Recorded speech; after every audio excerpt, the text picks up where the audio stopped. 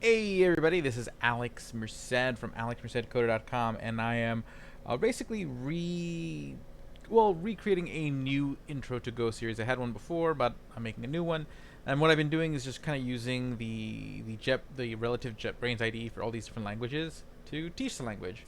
So for you to get started for this series, you need to download Go onto your computer. So head over to golang.org and read the instructions on how to install Go for your operating system and install it. Okay, once Go is installed, you also need to install an IDE. You could use VS Code. You could use Atom. I'm going to be using JetBrains GoLand, which is basically if you use one JetBrains IDE, they all kind of work the same. They just have tools specific to that language. So this would be GoLand.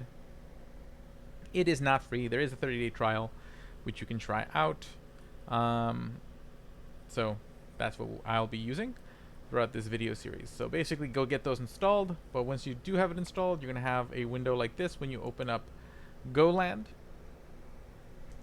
And essentially this is the way a Go project looks like. Okay, Go is a compiled language created by Google.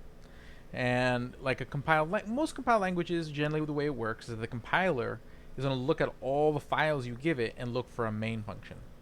So that's always going to be sort of in this main.go file. That's where everything starts. And basically the compiler reads this main function and begins compiling what the program does from there. So outside of that, you can define all the functions you want, define all the classes and all this stuff. You can do all that fun jazz. Cool. Okay, and then again, this is part of a package called main. Okay, so, and again, a package could be considered a collection of files. So this is all part of our main package. So, and again, basically it always is going to start with the main function. So this should be familiar if you've done like C#, C++, Java, any of these compiled languages. So what we're going to want to do is generally you want to start out with what's called the FMT library. It's basically the library you use to work with, printing stuff to the console inside Go. So we're going to import that library. So import FMT. Yay. Why are you complaining? Let's see here.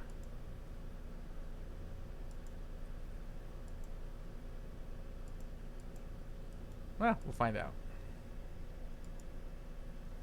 Okay. And what we're going to do is we're going to use fmt dot print, and there's several different commands to print, so you can see there's a whole bunch of different ones. Print, printf, print line, fprint. I'm not going to go through all of them, but we'll go through some of them. And there's some of them in my other existing Go videos. So if you go through my Go playlist after these introductory videos, you should find a lot more other fun stuff. Okay, fmt print. And just like any language, you can print things. Hello world. Okay, cool. And there's our first program. Let's see if we can run it successfully. Never a big fan of the color red, so that concerns me. Let's see what it says. Unresolved reference print. Fine. Just to be played safe, I'll use the print line function. Okay. And what print line does, it just prints a line. So basically every time it prints to a new line. Okay. Back up here. Cool. Oh, yeah, that's right. It's an uppercase key. That was the problem. That's right. I forgot that part. All those commands start with a capital. Good times. Okay. So basically you run the command. You just type in go run and then the name of the file. So this would be go run main.go. And it will just go run the file for you. It takes a second because it's a compiled language, so it's got to compile it, then run it. It doesn't interpret. Command line arguments cannot refer to unexported name. FMT print line, although I undefined FMT, but that's the lowercase version, which I thought we saved here. So let's try that again. Save. Oh, should be saved now. Go run main.go. Let's see, it works. Hello world. Good. Okay, so we can print stuff to the screen. Yay!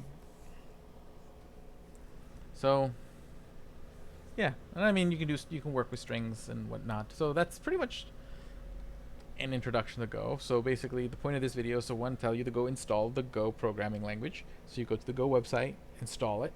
Two, download an IDE. I'm using GoLand, but you could also use Visual Studio Code. You could also use Atom. I would go with Visual Studio Code over Atom just because it's nice to have the built-in terminal. Although Atom does have extensions like termination to have built-in terminals, but yeah, you can do that. Okay, always the downside is the built-in terminals tend to be a little bit more resource intensive than just having sort of a separate terminal and a separate window. Cool. I'll leave it at that. We'll do some more advanced stuff in the next video.